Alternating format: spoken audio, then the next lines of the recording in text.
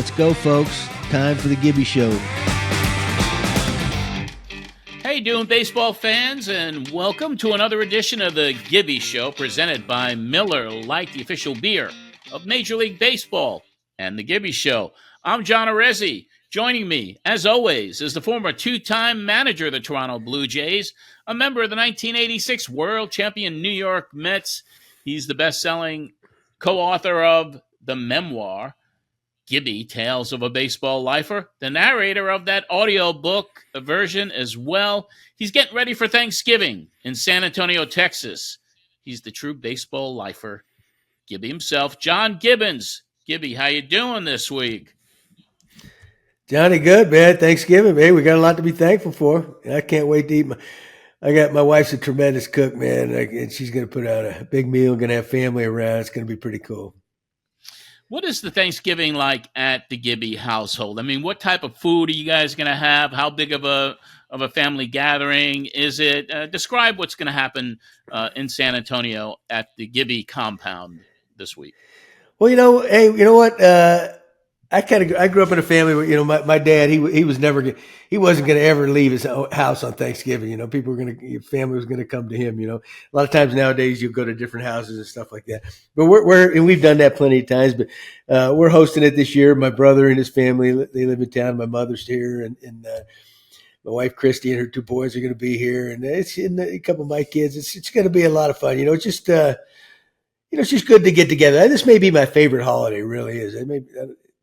Big part of that is because the food's so good, but it's just, it's that time of year. We're getting near the end of the year, and it's just, it always puts, just like the title is, man. We all have so much to be thankful for. Sometimes we take things for granted, or we don't always recognize that, but we're still here. A lot to be thankful for. I definitely agree with that for sure.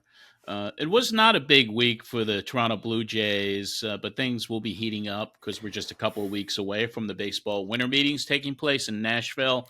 We'll talk about some of those stories that are making news for the Jays. And we have a really great Gabbing with Gibby this week. We're going to bring on for the first time Keegan Matheson, and he is the ultimate Blue Jay insider working for MLB's MLB.com. A great writer, great reporter. So he's going to join us for kind of an extended Gabbing with Gibby today. And as always, inspired by our friends at Miller Lite, we'll have a roast and toast, which will be fun this week. So let's get right down to the leadoff. This is really unusual for us in a way because we're going to go back to last week to start off the leadoff, Gibby. Last week's show was one of the most popular that we've done since the Gibby Show started. Geddy Lee of Rush proved to be not just the Rock and Roll Hall of Famer that millions of fans around the world love, but someone who was one of the most knowledgeable baseball enthusiasts we featured here. His passion for the game and the Blue Jays was evident. The comments from our listeners and those who watch the show on YouTube, and many of them for the first time because of his appearance. It's kind of been a little overwhelming with the response that we got. Was the Gabbing with Geddy, I guess I should say, last week segment, was it one of your favorite appearances since we've been doing this?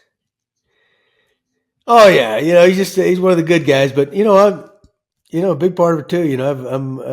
I like rock and roll. I grew up on rock and roll, although more country now, but. And he was always one of our favorites, and but I think the biggest thing about him is he's a normal guy, and he can relate to things, and he's been a season ticket Blue Jay holder for a number of years, and it's not so it's like not like you bring on a celebrity who doesn't know anything about baseball. He knows. You better be on your toes. Put it that way. Yeah, it was good timing to bring him on because of the release of the book, the upcoming auction, everything that he has going on. I was really impressed with his baseball knowledge. What was most impressive for you about Geddy's appearance last week on the show? I think his memorabilia collection for all those. I mean, that's a serious. I know he's selling part of it. And I don't think he's not all of it, but that took a lot of work and a lot of serious collection research and yeah. he's really a fascinating guy, you know. I mean, he's well-rounded, very educated, just like I said a minute ago, just a good dude. And I got to know him briefly when I managed up there, and like I said, but I guess maybe the best thing is he gave me the signed autographed baseball by all three of his guys, all three of them. There's my Hall of Fame ball right there. Yeah. That's the closest I'm getting to the Hall of Fame right there. Yeah, you never know. You never know what the future holds. You're in the Hall of Fame of all the fans who follow the Toronto Blue Jays. All the shame. Funny guy. We're going to continue the lead off, and we're going to follow up on a rumor last week about Manoah. We're going to dive more into this with Keegan when he comes on. But Kenny Rosenthal has reported that some rival executives speaking on the condition of being anonymous in order to avoid the possible tampering charges say the Jays are open to moving the right-hander. But it really seems like leaking news like this, it appears that it's becoming more likely that we might see the last of Manoah as a Blue Jay. I mean, there's a lot of moving pieces here. Gibby, I'm not going to ask you about Manoah because we'll discuss that with Keegan. But when you were managing the team and in other situations, did you have a situation where there was a good player, but a relationship soured with the team, with the front office, for whatever reason, where you simply had to move on from that player because of a relationship souring? Did that ever happen to you or at the team you were associated with? Oh, yeah.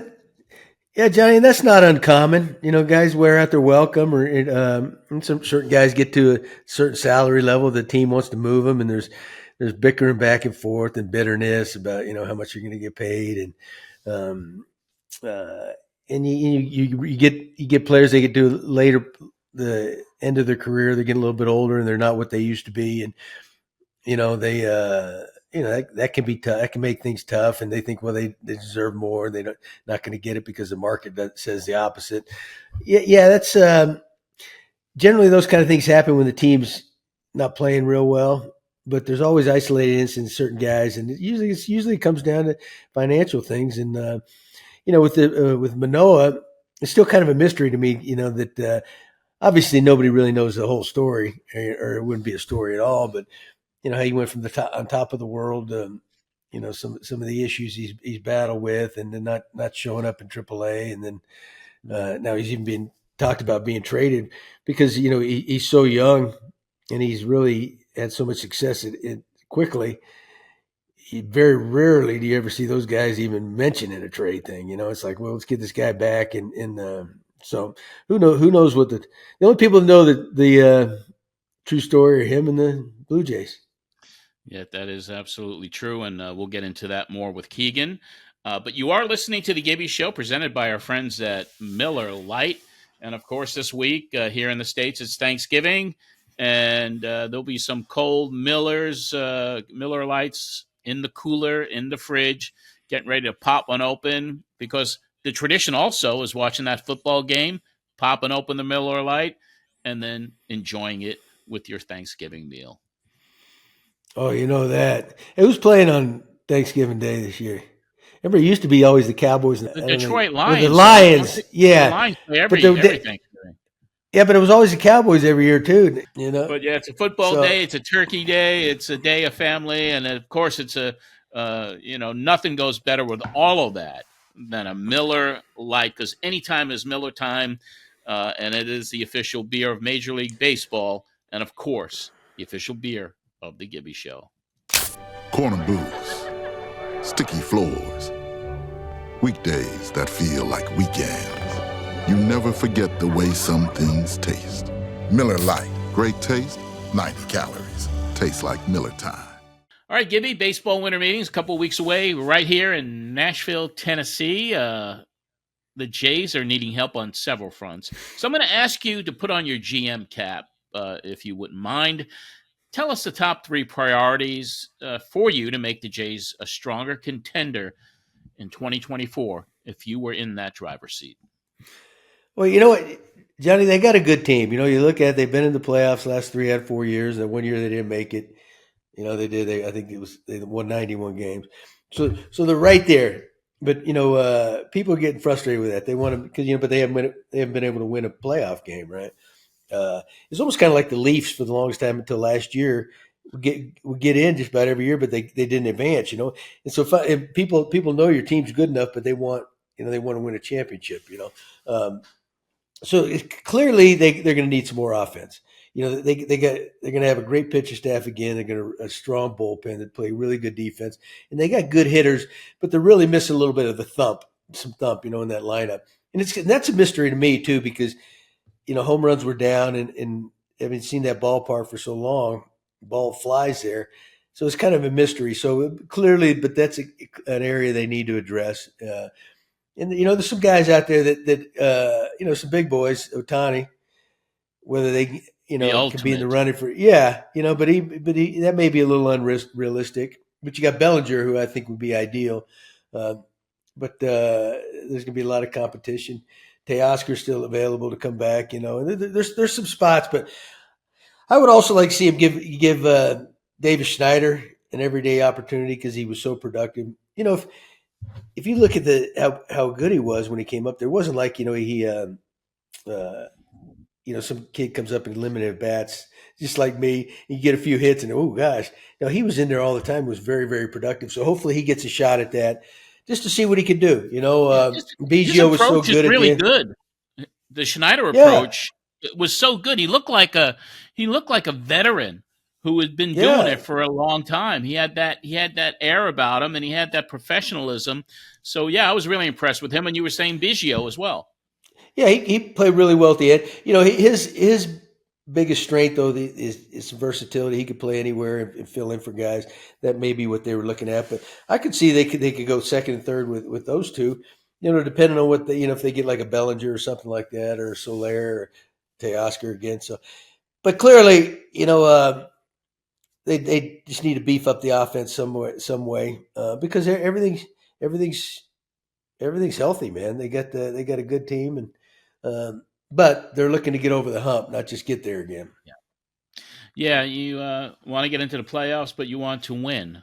So hopefully they'll make the right moves, but we'll see what happens. It's going to be fun to watch, and we'll, of course, be covering it because we got several weeks to go here at the Gibby Show before we wrap it up to 2024. So we'll be with you to report on all of this stuff, especially with the upcoming winter meetings and everything that's going on the free agent front as well. So that's going to about wrap up the leadoff, and now it's time for Gabbing with Gibby, brought to you by Tim Hortons. And Gibby, as always, Tim is pulling out all the stops. They have some tasty beverages and baked goods on their menu for the holidays. And get this, non-alcoholic Bailey's flavored Tim Horton classics. And those include Bailey's Cream Coffee is available now. Classic taste of Tim's original blended coffee infused with the flavor of Bailey's and cream. They got the Bailey's Latte, a Bailey's Cold Brew, and Bailey's flavored infused foam. With that, this smooth and velvety cold beverage features the delicious cold brew infused with the flavor of Bailey's cream and a decadent layer of Bailey's flavored foam as well. They have the Bailey's Ice Cap. They also have Bailey's flavored twist on one of its most popular donuts by introducing the non-alcoholic Bailey's Boston Cream Dream Donut with a non-alcoholic Bailey's flavored cream filling and a sprinkling of chocolate curls. Wow. What a lineup. Damn, man. They never stop. Now it's the holiday season. Yeah, we love our friends at Tim Hortons, and it's going to be a great holiday season there, as it always is. On today's Gabbing with Gibby, brought to you by Tim Hortons, we bring on one of the true insiders covering the Blue Jays since 2019. He's been the full-time beat reporter for MLB.com covering the Jays, a 2012 graduate of Dalhousie University in Halifax, Nova Scotia. Stops along his career have included being the editor-in-chief for Baseball Toronto. He's an analyst for various media organizations on the radio and TV side. If you want to get the inside story on anything Blue Jays related, you read or follow today's guest. It's our pleasure to bring on Keegan Matheson on Gabbing with Gibby. Keegan, pleasure to have you here. I'm happy to be here, guys. It's good to be on the show. Gibby, you got to admit off the top, you just missed talking to baseball writers, didn't you? I know it was your favorite part. Me sitting for 20 minutes every day. I know it was your favorite part. So I'm glad. I miss talking to baseball writers about politics is what I miss. See, I was more educated back then. I've lost my voice. No, well, Keegan, one thing, I always enjoyed that in getting to know you back then. I wasn't there long with you, but you could always tell you knew what you were doing. Very, very, very, very intelligent about the game and asked good questions, and just a good guy. And so we're glad you came on here. We figured, you know what, if we're gonna get the facts about this Blue Jays, we better get this guy on here. Hey, looking forward to it. Let's do it. All righty, go get him, Johnny. All righty. Thanks, John. Before we get into everything that's going on, all the rumors swirling, what's BS, what's not, what's half-truths, what's not, I'm going to ask you about your relationship with Gibby back in the day when you guys first met each other, and what was like having that interaction with him during the time you guys knew each other when Gibby was managing the team. Man, I would have met you, Gibby, in 2017, I think. And I came in after playoff success. I was kind of the kiss of death for a while there. And I bet in 2017, when I came in, I would have been pretty clean shaven.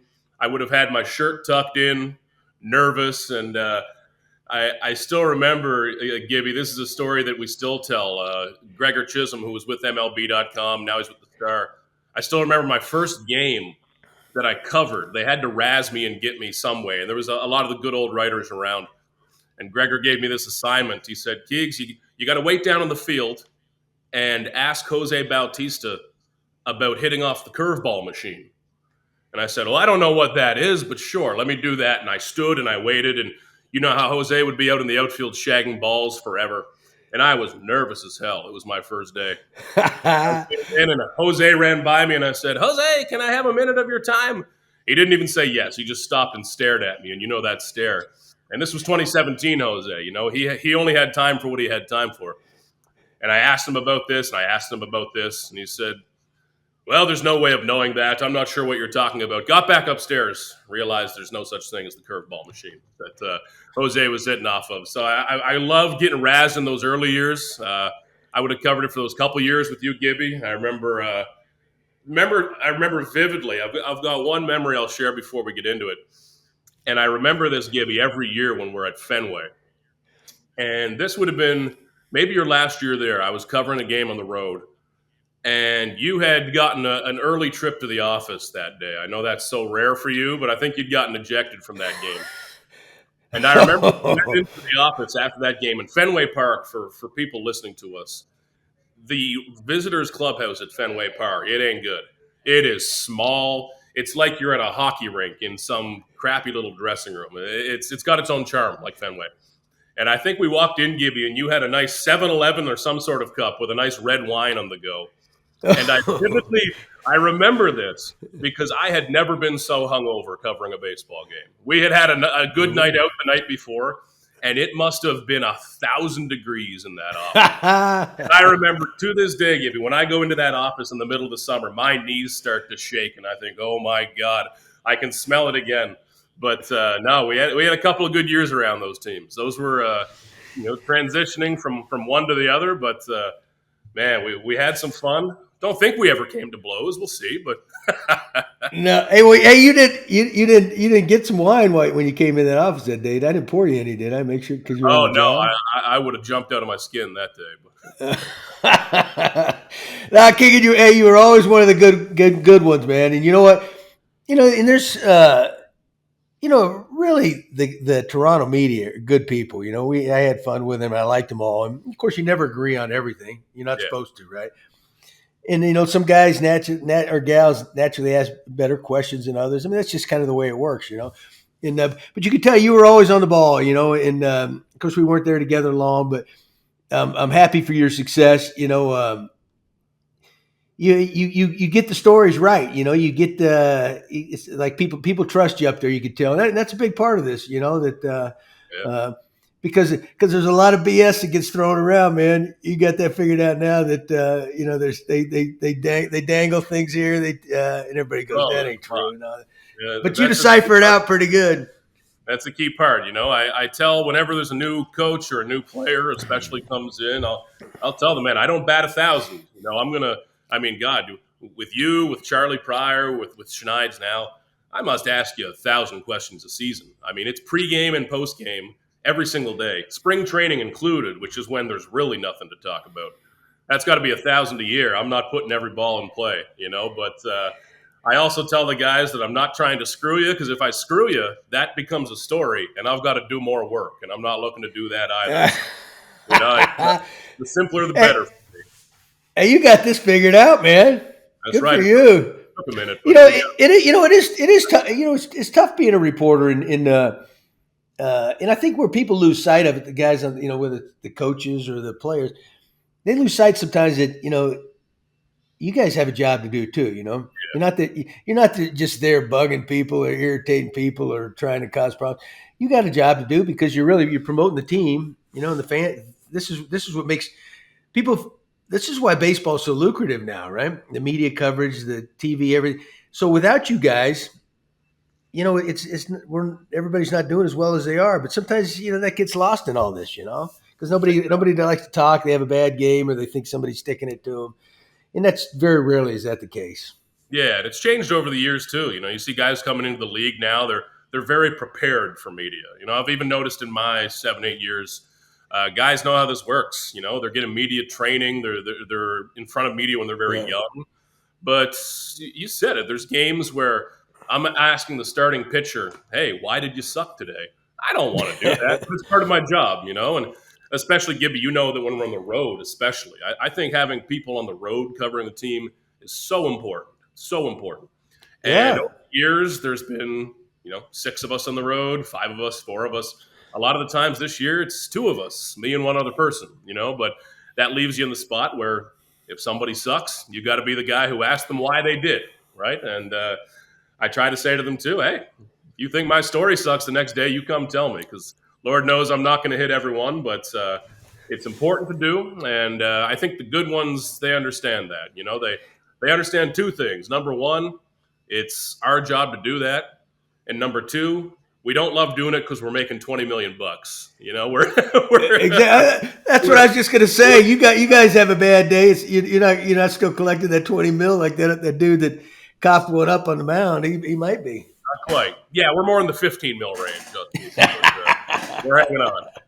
That's right. What you got, Johnny? Right now in the middle of the postseason, the offseason, the rumors are flying around. The baseball winter meetings are a couple of weeks away. But the biggest topic on everybody's mind is Shohei Otani. There's a lot of stuff coming out that the Blue Jays are a dark horse candidate. There's reports that they have a shot at him. Do the Jays really have a shot at this guy, or are they a legit contender for him, or is he just kind of riling up the fan base and getting them hopeful that there's a shot to get him? Yeah, there's always going to be some of that dangled. And my God, doesn't Toronto know that? For years, you'd swear the Blue Jays' first name is and, because it's always the Yankees, the Dodgers, and the Blue Jays are interested in this player, right? It's happened over and over. But the realities have changed a bit. This team is spending $200 million plus. It's a big market. What I look at is kind of getting rid of the fluff type of stuff. Oh, would Shohei Otani like to add a different country of fans? Maybe, but Canada's the size of California when we're talking about people. It's when you remove all of the fluff and the romance from it, money talks. Money always wins. We don't see many hometown discounts. We don't see many guys looking for bigger markets or a place where they like the restaurant. It's about money, right? And Shohei Otani is probably going to take $500 million, $600 million. Like, it's going to be. I've never been this interested to see a contract. This is going to be crazy. Yeah. Now, the Blue Jays got to be part of that. They are in that upper echelon of the, let's call it 10 teams in MLB who can spend money. Man, Rogers has a few bucks. They can spend it if they want to. So you have to give them that percentage, whether you want to call it 4, 7, 9, 10%. They're in that for sure. I still point to those teams like the Dodgers, those big market teams. Do the Red Sox want to get really aggressive and start something new? We'll see.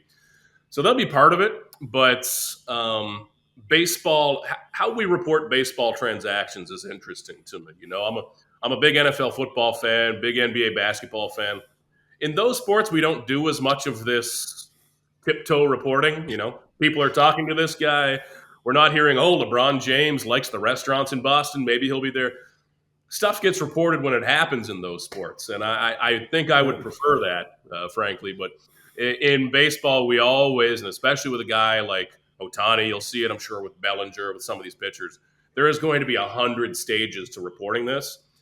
I don't think there's anyone in baseball as secretive as Shohei Otani. Like, he is in full control of his media empire, and it's hard for me to believe that we're going to know much until it comes right from him. Didn't he just kind of, even with the MVP press conference, it didn't happen. It was canceled at the last minute. So, and isn't like he putting out there through his agents that if any team leaks any information at all, that's going to give them demerits, so to speak. So it is kind of interesting to see this. It is, yes. I believe it was technical difficulties was the, so it's like 2023. I don't know. There's a lot of Wi-Fi, so we'll see how that goes. But like I said, he's in such control of this because it's difficult for me to even understand what Shohei Otani deals with. There are more reporters who cover Shohei Otani, just Otani, than cover all of the Blue Jays. And in his home country, in his home city, his hometown, he is bigger than we can comprehend for a baseball player in the United States. That Japanese baseball culture is so incredible. He is a god to baseball fans. So I think he's a guy who struggles to even probably step out of his house when he is home. So having some level of secrecy has to matter to him. It's not full, FBI covert ops here, but he's got to keep it locked down. And with him more than any other player, I think it's really just a matter of having to come from him and the agent, because I think that they are going to, A, keep it secretive, and B, maybe try to throw some people off the scent, which is why we get into these very baseball-y strings of reporting, which is interested here, conversations here, phone calls here. Every team checks on every player. And eventually money talks. Hey, we talked about last week, Keegan, because I don't remember what year it was. Remember when Ohtani first came over, that he made the Blue Jays made the first list of the teams he had interest in, right? So Ross Atkins called me and said, "Hey, if he's going to narrow it down to like 5 teams, I think in the next couple of days. If we're one of them, you got to fly out to L.A. I think it was, sit down with him, his agent, all that. So I'll keep you posted." He called me the next day and said the Blue Jays didn't make the top 5 or something. So I have a hard time believing, well, if they didn't, if he didn't make it, they didn't make it back then. What's the difference, But it's pretty. It's pretty amazing. You threw that $500 million thing out, and he's not even going to pitch next year. It's incredible. But I tell you what, the Japanese players, of course, I'm sure in the past the media coverage and their entourage isn't like he has. But a lot of them had the media would just follow them everywhere around. You'd see Matsui in New York, and Mets had a couple pitchers that played there, and even Kawasaki in Toronto. Kawa had a couple, I think, that follow us everywhere. So it's really such a big deal over there, and it's kind of cool. But the Japanese culture, they're so disciplined. It doesn't surprise you that Ohtani's keeping things under wrap. It doesn't let things get. That's very, very disciplined. Through culture, Kawasaki didn't fit that. Kawasaki was kind of a nut job. He was kind of the exception. But Darvish is another one. He had a massive traveling media, and like for our people listening, these reporters are covering just Darvish, just Shohei Otani. It's similar in Korea with Hyunjin Ryu. He has had a couple of reporters who have traveled just to cover him. When you look at Yusei Kikuchi, he's had a couple of Japanese reporters who travel with us and just cover him. There will be a lot of road trips where it'll be me, one of my friends from Sportsnet there covering the Blue Jays, and we will have the same number. We'll have 2 Japanese reporters just covering Yusei. And if Yusei doesn't pitch, then, man, Danny Jansen's about to get interviewed about how his bullpen and side session looked. It's amazing to think of. Imagine if a guy from the bullpen, imagine if Trevor Richards went over and signed to play in the Japanese league, and I went to cover just him. That's amazing to me, but that's how great a baseball culture it is. And I guess they figured out how to do media without losing $1 billion. We haven't figured that out yet, but I need to ask some of my friends there some tips. That's right. Johnny. Yeah, we got, and everyone's been following the ongoing soap opera that's been season long with Alek Manoah and the Jays. There were reports coming out. Kenny Rosenthal said the other day in the Athletic column that based on teams talking kind of anonymously in order not to get accused of tampering, that the Jays are willing to move Manoah. Now, it's been going on all season. The situation with Alek is really interesting. What's your take on what's going on there? There's a lot of radio silence. There's a lot of stuff being leaked. Does Alek Manoah, what's the possibilities of him not being a Blue Jay when spring training comes? It's real. For me, this is the most interesting story on this team right now. I mean, if they go sign Ohtani, that becomes number one. But until something big happens, Manoah's as interesting as it gets for me. He was so good 2 years ago. And not just good, but he wasn't one of these 130 inning guys. He looked like a real workhorse, like a guy that you build a rotation around. And then it fell apart.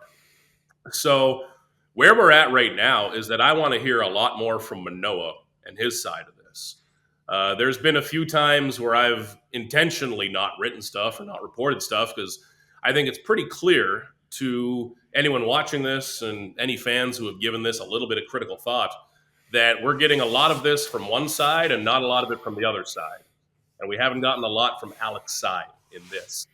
And I'm interested to hear where he's at mentally. Physically, there's obviously some stuff that needs work. But mentally, in terms of this relationship with the team, because he's a guy that relies so much on having that chip on his shoulder, on trying to beat the guy at the plate and pounding his chest and saying, I'm better than you. That's so much of his game. He's not the calm, cool, collected guy. That would never work for him. So we've got to see where that's at. But, man, there's a relationship that needs to be repaired here, I think, pretty obviously, with Alek Manoah. And it's been left a little too open because we're at the ballpark every day. And what do people in baseball, people in media, my folks especially like to do? We like to talk. Have you heard this? Have you heard that? And when we're not getting the full story, I heard 6, 7 different versions of, have you heard that this actually happened? Have you heard that Alek did blank? Have you heard that this person said that? Obviously, they're not all true. But when you leave a gap for people to talk in, they're going to talk. And none of it's good. None of that helps anybody.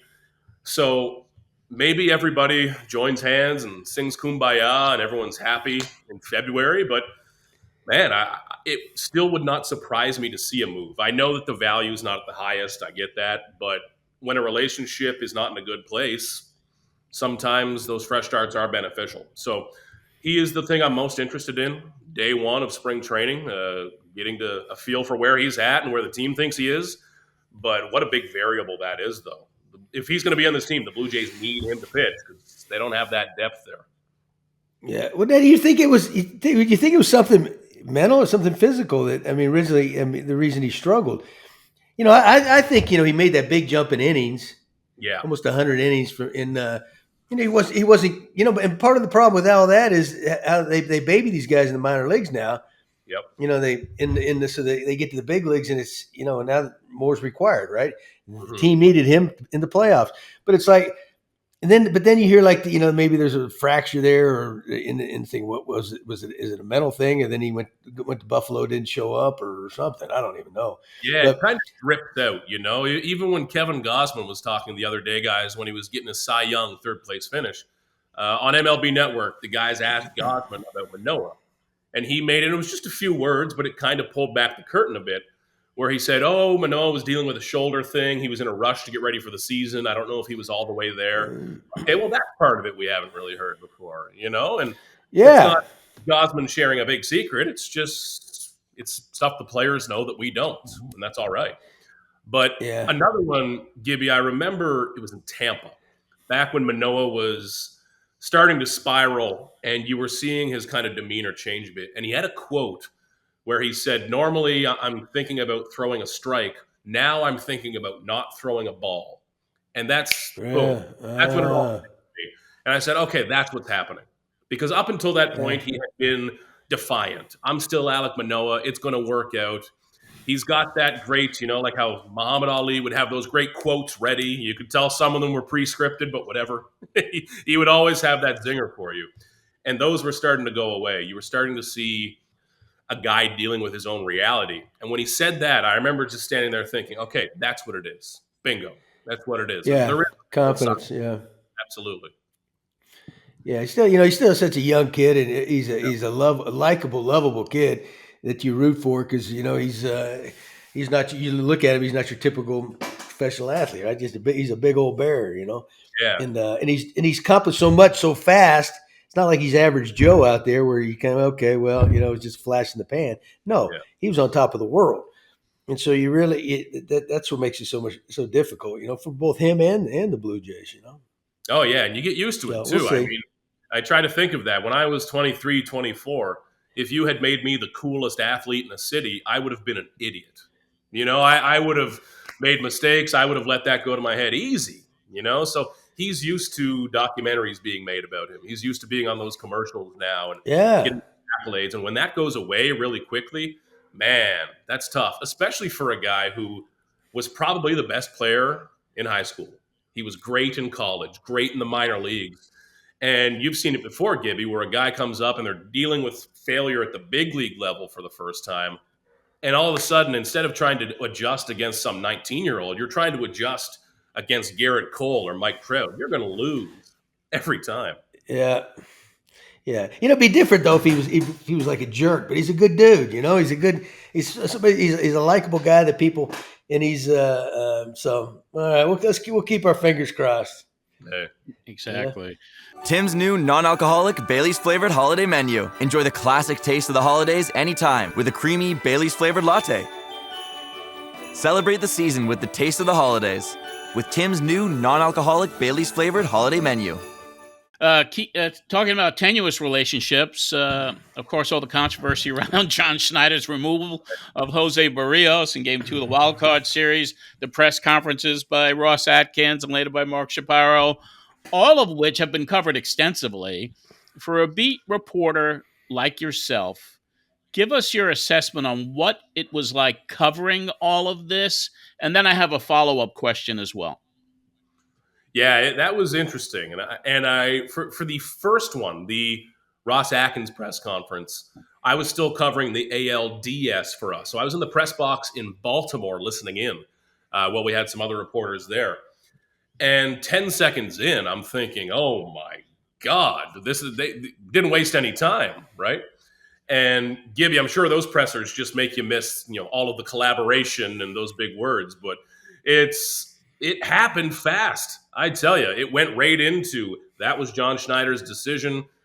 Holy moly. And over those next few days leading into the Mark Shapiro press conference, which I was there for, I thought that did genuinely increase the chances that there would be a change made.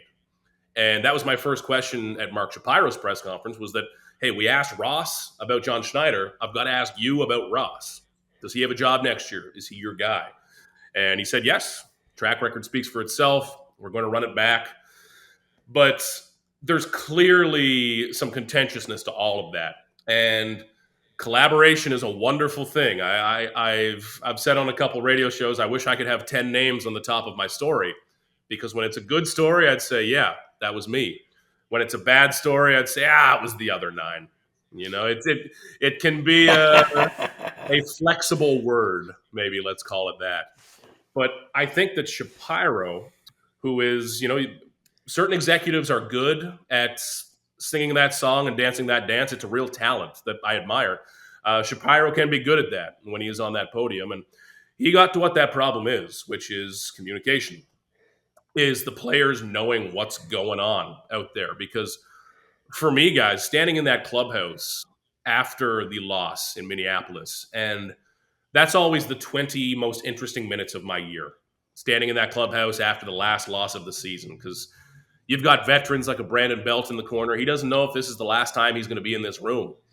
You've got guys like Bo and Vladdy who know they're going to be back, but then you've got some young guys who are saying, is this the start of a 10-year career for me, or is this my one taste? There's so much emotion in that room. And to hear players say, I was surprised, we didn't know that was going to happen, I'm thinking, what's going on here? Even when the move happened, guys, I'm a big believer in sticking to what your call was at the time and not saying in hindsight, oh, I knew that wouldn't work out. The first 10 things I said in the press box were, what the bleep is happening right now out on that field when that change was made. And it was, I remained just as surprised throughout all of that. So I'll be really interested to talk to Schneid's next spring training. He's probably conversation number 2 for me after Alek Manoah. But how that was handled in those press conferences surprised me a lot. And I think it really peeled back for a pretty obvious look that everyone can see of what those problems were. It's great to have all that information. I think the word analytics has been beaten to death. All analytics is trying to get a little bit better of an answer, But it's trying to get a little bit closer. Not perfect, but just giving yourself a 60% chance instead of good description, yeah. But I think that in moments like this, we make analytics into something much bigger. And you've seen in this what analytics can look like when it doesn't work, or when there's some overthinking or not enough communicating. Because, guys, I think that's one of the most important things in baseball right now, is forming a bridge between all of that information and the players. Because, Gibby, you know this well, some guys love that stuff. Some of those guys are just as smart as the front office guys. They know these numbers. Some guys hate it, or some guys only want it for it, So it's about having some people skills in the middle of knowing when to give the information to a guy, of knowing when to tell a guy, hey, we might do this in the 3rd inning, and it might seem crazy. I think we have seen through those press conferences, like you asked about, John, we've seen that was not working well enough at all. And you need everyone on the same page. That's when you get what we call a team approach, maybe. It doesn't have to be all home run hitters or a speed team, but when everyone's on the same page and everyone knows what's happening, that's when you get more of a team approach, and a team that looks like it can function, which is not where the Blue Jays were in Minneapolis to end the year. It just all pulled back that curtain real quick. Yeah, what I never understand is regardless of whose decision that was, they're going to whether it was before the game or it was the manager's decision. When you come up with something and you believe in enough that you execute or whatever, defend it. Why wouldn't you defend it? It's like these politicians. Now, I've said this before too. They pass these laws, or they think this is great for the country, and then they take a little heat and they backpedal, right? Well, no, defend it if you really believe in something. So when then you get, well, I didn't know about it, or who did it? I don't know who did it. It's like, well, that's part of the problem, man. You got to stick your neck out, stick your chest out, say, you know what? We believe this was a good thing. It didn't work. Then how are you going to argue that, right? Exactly. On the follow-up, any concern that Schneider is not going to be able to command the room or control the team next year with all of this swirling around? I mean, how does that dynamic look when you head into spring training? Yeah, that's a huge part of what this communication and getting back connected is going to be about. I believe in John Schneider. I really do think he is a good young manager. And one thing that I think baseball does a really bad job of is allowing a manager a little bit of time to grow and maybe get your ass kicked once and learn from that. A lot of times the manager gets that 2 or 3 year leash, and when they screw up, see ya. And sometimes it's hard to get back in after that first screw up. Now, I think players are going to look at this pretty broadly, understanding the front office involvement, understanding who Schneid's was in all of this. But I like John Schneider to bounce from this, to really improve from this and learn from it. He's a guy who had to do that in the minor leagues, first as a catcher and then as a manager coming up. But he's being given the chance now to look at what went wrong and get better from it. We talk so much about players. A player can be 10 years into their career. We're still talking about where's the upside? How can they unlock their next big step? We never talk about managers that way, and I think that's a mistake because, Gibby, I'm sure you in year one was not who you were in your last year as a manager, and I'll even ask you, Gibby, I'm sure you got a little more gray or something, but for you, same record, probably. Yeah. Same record, whatever that means. But for you, Gibby, like those early years as a big league manager, when you're going through years 2, 3, 4, 5, like what were those big changes for you? Like, did you have to adapt, or did you have to look at something that went wrong and say, let me do this different? Because I think that's something we don't talk about enough. No, you're right. Well, back then, of course, J.P. Ricciardi was the GM, and he gave me my first opportunity. But he didn't interfere. We get the info that we needed, and he'd say run the game. He'd come down after the game. We talk about the game with moves you made. He might not agree with them, but he wasn't calling the shots, right? And then of course, then even Alex, when he came in, same way. Alex was more into analytics and was just kind of on the verge, and he would push that stuff, but it was a really good balance. And he said, I hired you to manage the game. I'll give you my 2 cents, but there was no, this is the way we're going to do it. And then even when Ross came in, Ross was good to me. Then he let me do my own thing. I think they wish, but in analytics was coming on really heavy at the time. Yeah.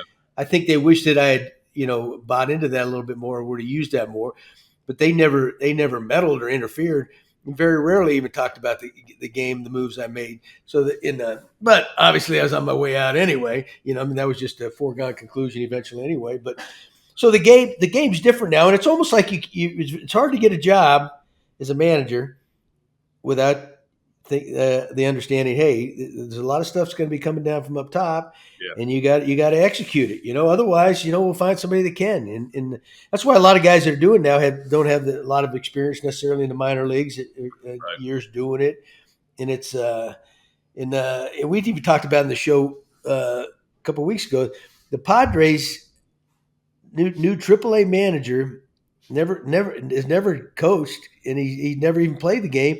But he's a front office guy. He's going to be the AAA manager. And it's like, because the thinking is a lot of things. Well, we have all these numbers, and these numbers are going to rule the world. If this guy could just plug them in, then he'll be fine, right? But it's like, right, we're getting a little bit carried away here. It's I agree. Schneider, in reality, Schneider ought to say, we hired you to be the manager, execute the game. If we don't like the way it ends up, or we underachieve, we feel, then we'll make a change, right? And that's all anybody wants.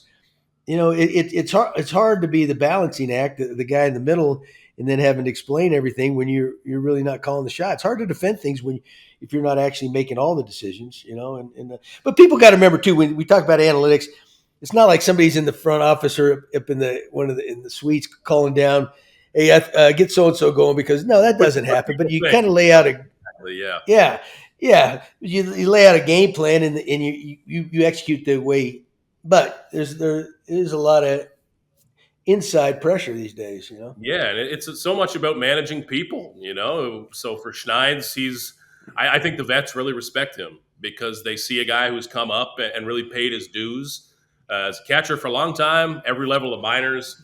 With the young guys, he came up with Vladdy, Bo, Cavan, all of those guys as a manager, but as well as anyone, Gibby, I remember back to those early year teams that I would have covered where you've got Tulo, you've got Russ Martin, you've got R.A. Dickey early on, you got Jose, you've got J.D., you got Stroman. Like, those are massive there's not a single personality that big on the Blue Jays right now. You had 10 of them, right? So there's I always admired your ability to know when to go in and ruffle some feathers and know when to say, okay, I'll let these big personalities pass and do their own thing. That's a part of it. I would guarantee you one thing. if I had made moves that affected them or affected the team and they felt that I wasn't making those moves, and things backfired, things like that, I would have heard about it, man, and they would have jumped ship, and it would have been a mutiny. Definitely. You would have known exactly what type of cologne they were wearing that day for sure. Exactly. They would say, "Hey, this guy's a puppet, man. We're not gonna take so much of it's about managing those personalities day to day. That's the part that even I don't get to see as much. But I like Schneids as a guy to do that. Very personable guy. I think a guy who knows when he's a guy who's been in those clubhouses. He knows when you need to own a mistake. He knows when you need to say, "Hey, I screwed up. I didn't put you in the best spot." I think he does that well. I think he deserves this shot. And like I said off the top on that, John, I just think it's important that he gets a shot to develop a bit. I feel like we talk about managers as just who they are when they get the job is who they are forever. And it's not how it works. And, we got to keep in mind, too, we said everybody beats on the organization, the manager and the coaching. They've been to the playoffs the last 3 out of 4 years, I think, right? Haven't they? It's been the last 3 or 4 years, yeah. Close. And the one they didn't get in, they won 91 games. So a lot of good things are happening, right? And maybe they just need that, whatever it might be. They know better than anybody. Something that's going to put them over the top, But they're there. Yeah. But they're in the thick of things. Yeah, following up on that, I mean, we've had a lot of insiders on the show throughout the season, and even last week when Geddy Lee from Rush came on, that was really fun. But what Gibby and Geddy were talking about, and Geddy was saying that something was missing from the 2023 team. Something didn't connect on the field with the fans. What, in your opinion, was missing from the 2023 Blue Jays that didn't connect? That's a really good point, guys, because I've never sensed such a disconnect between fans and a team. Even a team that was pushing to win 90 games, there was a real exhaustion from fans. There was a real level of just, come on, just get it rolling already.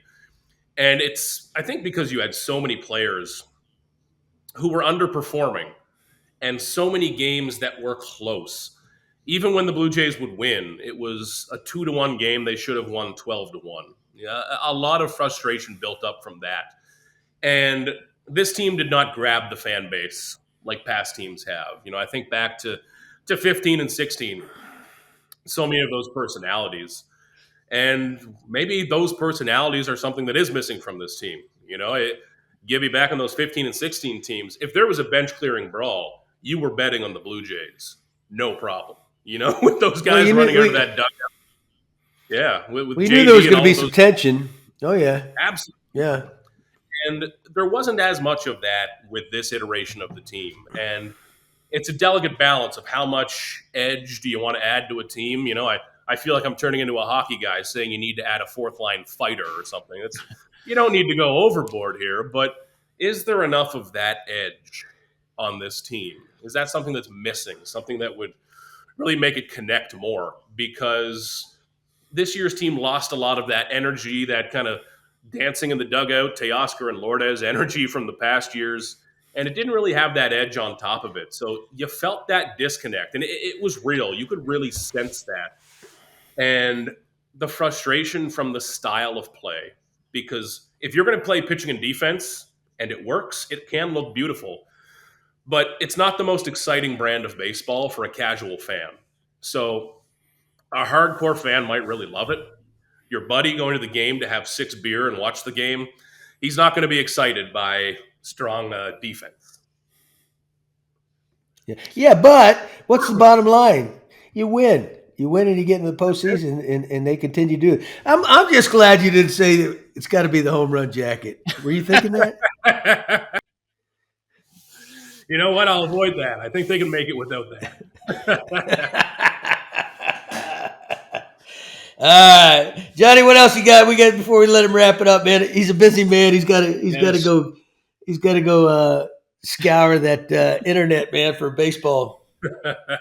Info. A lot on his plate for sure, and we really appreciate you coming on here. But as you're talking about those big personalities, and what of the free agents that are out there, whether it's a Cody Bellinger, even a guy that was like really a spark plug played for the Mets and then Arizona, a guy like Tommy Pham, something that could bring some energy.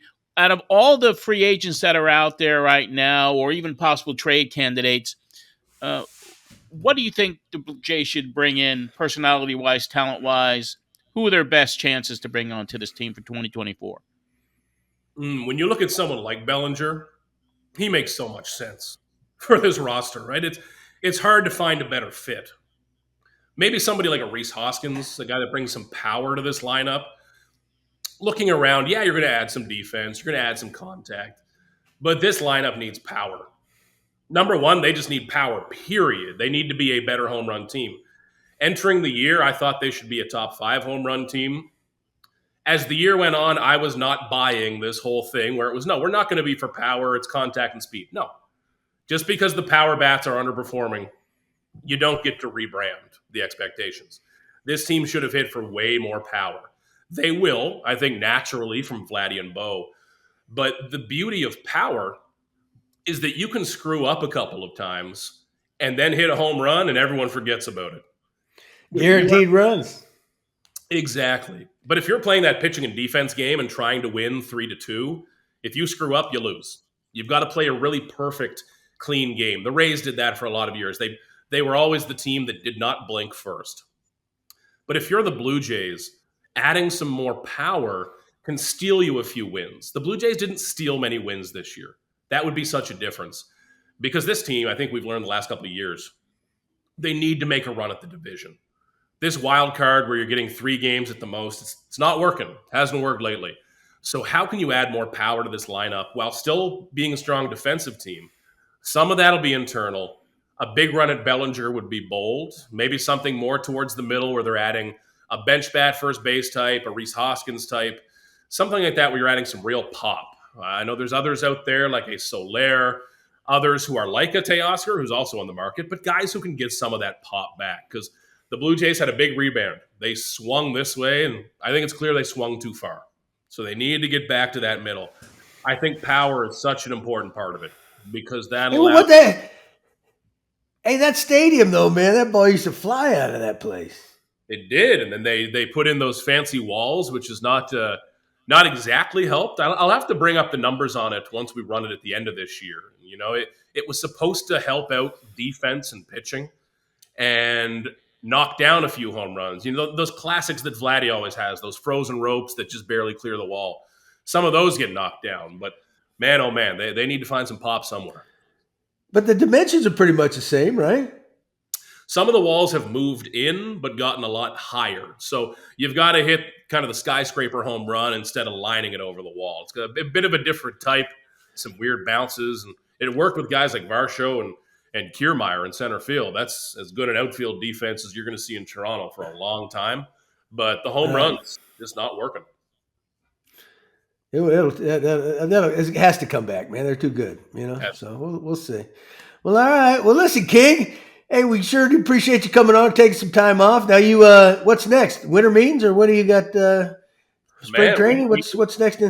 Yeah, winter meetings is up next in early December. I was explaining the winter meetings to my girlfriend the other day there, Gibby, and she said, "Oh, are they your meetings?" And I said, "No, other people have meetings. I just sit in a room downstairs and wait to ask them about their meetings." You know, it sounds like I'm going to Nashville to do something grand and have meetings of my own. No, I wait for more important people to have meetings, and then I ask them how those meetings went. So it's really riveting content. Man, oh man. Hey, why was she asking? Because she says she wants to go with you, or what? No, just what the winter meetings are. They are a bit of a mysterious thing on our calendar. That's you know, there's a lot of sitting in hotel conference rooms on those days. And then after that, man, I tell you, it's just waiting for spring training. I got that 44-night hotel reservation locked in the other day. Doesn't that just break your heart every offseason? Florida, back to a beautiful Clearwater Beach. So it's not a terrible life out there, but another one going. You know, you never know where they'll take you. Well, you're doing a great job, man. We appreciate you. Keep it up. And we'll have you back on this show another time with some great insight. Hey, anytime, Gibby. Appreciate you guys having me. Enjoyed it. Thank you so much. All right, Keegan. Thanks, pal. Keegan Matheson, what a great gabbing with Gibby. This is the ultimate insider covering the Blue Jays. Keegan's good. He's paid his dues. He was a young guy. He's just starting out when I was there with him. But you could tell, very thorough, very professional, carries himself well, and I think he's a guy that they have trust in. So he's that's why he's able to come up with so much good information. One of the good ones. We appreciate him. Yeah, we had an extended segment with him, and at the end of the segment, we welcome him back, because I think bringing him back is going to be something really cool, especially right before the first of the year will be really, really cool. But Gibby gives us an opportunity to talk about some of the Tim Hortons delicacies that they're coming out with for the holidays. The chocolate lava dream cookie is going to be available. It's a indulgent cookie filled with a sweet and gooey chocolate filled with filling and chocolate chips. And they also have the chocolate hazelnut filled muffins as well. Wow. I mean, there's so much there, Gibby, at Tim Hortons. Hey, probably the best job you could ever have at Tim Hortons, I'm sure they hire people they put the menus together and they come up with different type goodies and drinks and all that. I mean, that's a pretty serious job. That might be the best job there is. Yeah, is the marketing person who comes up. Yeah, that's what you call it, marketing. All right, I got you. That's right. Well, we love our friends at Tim's, and we'll speak about them again next week right here on the show. But now, inspired by our friends at Miller Lite, it's time for this week's Roast and Toast. Gibby, we're gonna go off the script on the roast this week. I mean, people have been behaving themselves. Maybe it's the holidays approaching. There hasn't been anything really to call out. So I think it's really a good time to roast a turkey this week. What do you think? Yes. How appropriate, man. You know what? Hey, everybody eats different things on Thanksgiving. I know in my household, it's always been turkey. It's got to be turkey. Be sacrilegious not to have a turkey, right? And so let's roast them up, baby. Everyone has that tradition. We have in our family, it's the traditional turkey, but it starts off with like a 7-layer lasagna. That's what it starts off with. And of course, man, Italiano, dude. You're a hardcore Italiano. The Italian bread, the semolina bread, and then you have the cannolis for the dessert, and the strudel de del. I'm sure you don't know what that is, but I mean, it's a marathon. It's almost like it starts at 12, 1 o'clock, and it continues to 8 or 9. A couple of naps are built in. And of course, a roasted turkey is always tryptophan, man, to make you sleepy. Hey, did you guys put like pasta in there instead of dressing, stuffing? Oh no, we always the stuffing. The stuffing is made, and there's not only stuffed in the turkey, but you have some big bowls and pans of it as well. And it traditionally, by the next day you're done, but then you have the leftovers. Oh, and so I mean, it's like.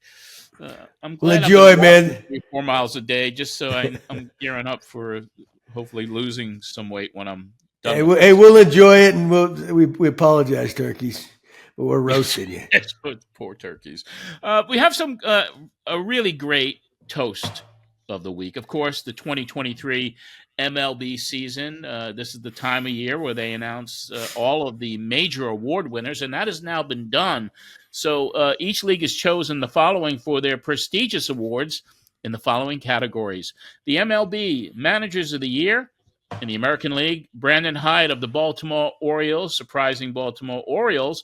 And the NL, Skip Shoemaker, also of the surprising Miami Marlins. So congratulations to those two top managers. Rookie of the Year awards go to Gunnar Henderson, also of the aforementioned Baltimore Orioles. He wins the AL award. And in the National League, the rookie chosen to win NL Rookie of the Year, Corbin Burns of the NL champion Arizona Diamondbacks. Cy Young Award winners went to, in the American League, Garrett Cole for the first time. Finally gets that Cy Young after some great seasons. And in the National League, Blake Snell of the San Diego Padres And then finally, Gibby, the MVPs were chosen, both not surprising this year, in the American League for the second year in a row by unanimous vote. Shohei Otani of the Los Angeles Angels wins it. And in the National League, Ronald Acuna Jr. takes home the MVP for the first time. So in honor of all the winners, this week's toast goes out to those elite players in Major League Baseball. Yeah, it were some great years that happened this year. And, the Blue Jays had some great performances, not only as a team, but they some individual efforts that were in the running for a lot of things. Gosman, we mentioned Cy Young, yes. And really, really good job. So, but that's, now these guys are at home for a short off season. Next year, they'll be back at it. Before you know it, they'll be getting ready to hit the spring training. Corner booths, sticky floors, weekdays that feel like weekends. You never forget the way some things taste. Miller Lite, great taste, 90 calories. Tastes like Miller time. So anyway, that's our show this week. A reminder for everybody out there, if you're still looking for a great holiday gift, why don't you check out the Gibby book. Gibby Tales of a Baseball Life are available everywhere. A great holiday gift for anyone who's a baseball fan and a Gibby fan. That'll wrap up this edition of The Gibby Show. For John Gibbons, this is John Arezzi.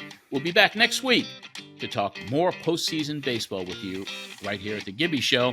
Have a great week, everybody, and happy Thanksgiving.